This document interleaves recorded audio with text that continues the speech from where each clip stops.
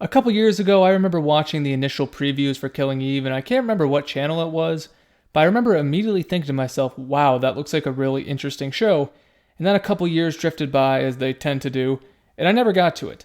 Then a few months ago, I got the student Spotify Hulu deal thing, I'm sure a few of you have that, and saw that it was streaming, so I decided to watch the first two seasons. It ended up being just as good as I heard many people said it was, and if you're watching this and you haven't seen Killing Eve, I'd highly recommend it.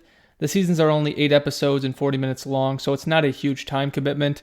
And Killing Eve could be described as a crime drama, but the first two seasons found a really unique dramatic tone, complemented by clever dark humor, much of which is provided by the great performance of Jodie Comer.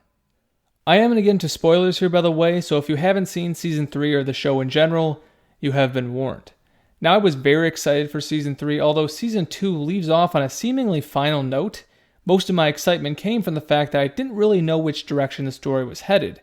When reviews came out and it wasn't universal acclaim, which is what the show is used to, I started to get a little bit nervous.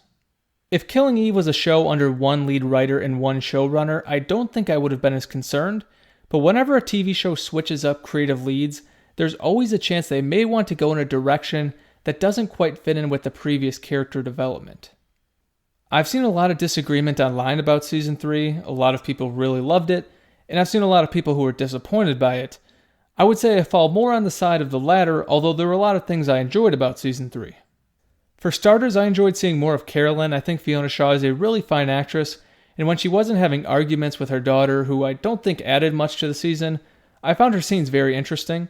Villanelle, of course, never ceases to entertain. She's one of my favorite characters in TV history, and they added some emotional depth to her character, much of which I enjoyed. And in terms of style, the show is always beautifully shot, and the costume designer for Villanelle, as we know, is a genius. The main problem I have with Season 3 is the character additions and the character adjustments. For starters, I didn't find any of the new characters especially compelling. The season begins with the addition of Dasha, who is probably the best of the new characters, but her motivation, which is being allowed to go home, I never really felt her desire or connected with it, and she was in a lot of ways just an older version of Villanelle, which worked at times, and I don't think she was a bad character, but I don't think she added too much.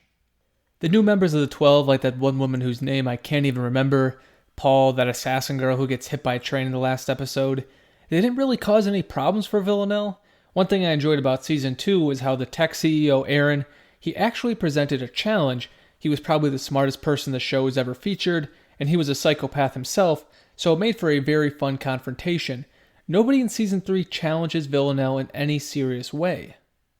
Much of Villanelle's character development comes in one episode dedicated solely to her and her family in Russia, and I think it's episode 4 or 5, I believe. And first off, Jodie Comer is just fantastic in this episode, really, really beautiful acting, but there was something about it that just didn't hit for me.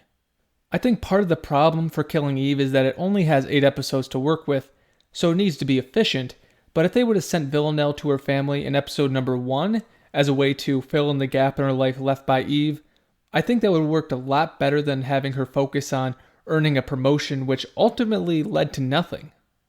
I'm sure they could have told maybe a little 3-episode story within Villanelle's hometown in Russia, and it would have been awesome. It just felt like the emotional ending to that one episode didn't have enough build-up, which is a shame, because I like the idea, and Jodie Comer beautifully communicates Villanelle's emotions. It just wasn't set up properly for me. In terms of Eve, I think she stalled a little bit as well. The writers clearly weren't sure about what task to give her in Season 3, so they decided to kill off Kenny to give her something to do.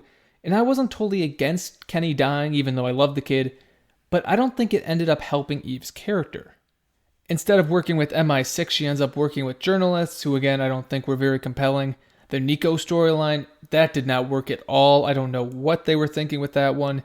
It just felt like they wanted to throw him out of the story, which I understand, because I don't think he was an interesting character myself, but the way they did it felt very contrived. Now, the most disappointing aspect of Season 3 for me, and this is not going to make most people happy, is the relationship between Eve and Villanelle. The relationship was what made the first 2 seasons great, but the writers were in a very tough spot for Season 3. The fans clearly wanted Eve and Villanelle to get together, but the problem is Villanelle ends Season 2 by shooting Eve and psychologically destroying her husband. The relationship needed to be repaired, but the characters only share one scene before the season finale, And when they come back together, Eve says that she can only think about a future with Villanelle, and I just don't see why. Her infatuation for Villanelle is pretty obvious in season 1 and 2. She's a psychopath, and she's beautiful, and she's charming, and she gives Eve something she doesn't get from Nico, which is excitement and a sense of danger. Eve also believes that there's a light in Villanelle and that she can make that light shine bright enough to eliminate her darkness, or at least most of it.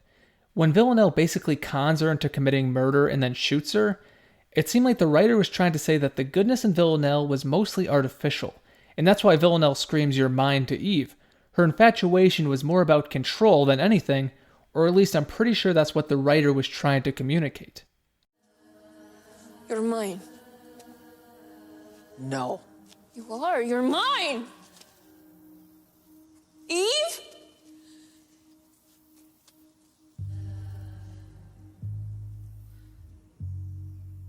Thought you were special.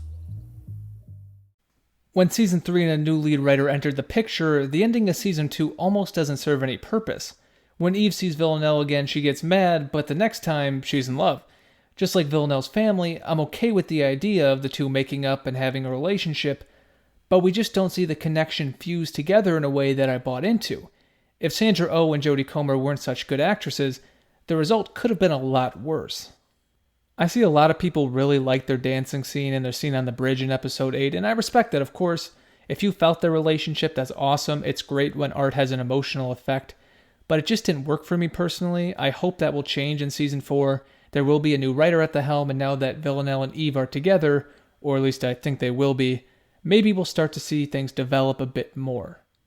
By the way, there was one thing I really despised about season 3, and that was how they used the super text. The first time they used it for comedic purposes, it was kind of funny, but the more and more times they used it for just bizarre purposes, I thought it just became a gimmick. It was very random. Hopefully, that will be done with in season 4.